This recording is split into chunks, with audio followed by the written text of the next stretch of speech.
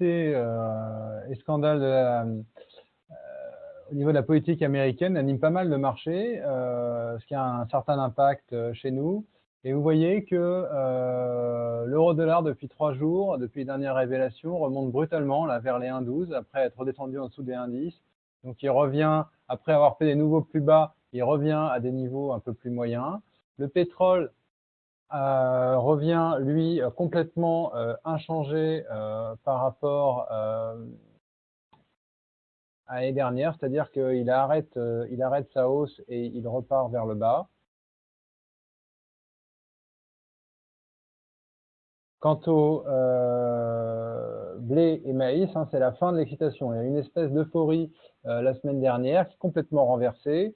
Le marché est retourné chercher sa moyenne mobile long terme de 100 jours et pop, depuis, s'est complètement rétracté. Donc, et blé et maïs reviennent dans leur zone de congestion habituelle. Vous voyez que les valeurs ont changé, hein, puisque j'ai maintenant passé sur l'échéance mars pour l'analyse graphique du blé et du maïs.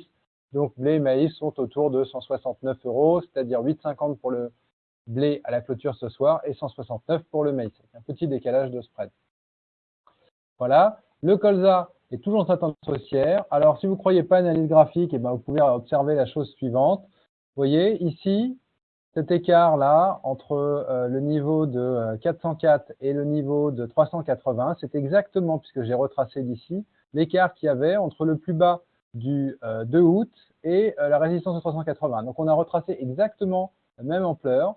Et là, on vient de faire une baisse. Donc au niveau du nombre d'or, exactement à 389.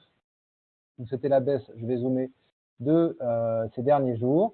On a fait exactement un retracement quasiment à 61,8, c'est-à-dire qu'en fait, pour simplifier, nous sommes dans une tendance haussière.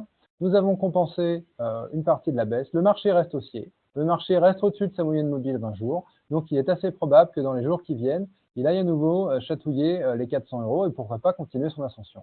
Pour l'instant, la seule chose qu'on peut dire, c'est que la tendance est toujours haussière en oléagineux. Au niveau des sojas, alors là, je vais garder l'échéance décembre pour l'instant, mais on va probablement changer la prochaine fois.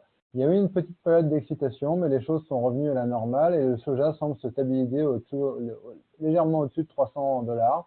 Donc, pas de gros signaux d'achat. Il y a eu une tentative il y a quelques jours, mais pas de grand affolage. Hormis quand même que la baisse du pétrole et la hausse de l'euro renvoient quand même à un contexte plutôt lourd et baissier pour l'ensemble des matières premières, donc incluant les nôtres, le soja, etc. Voilà.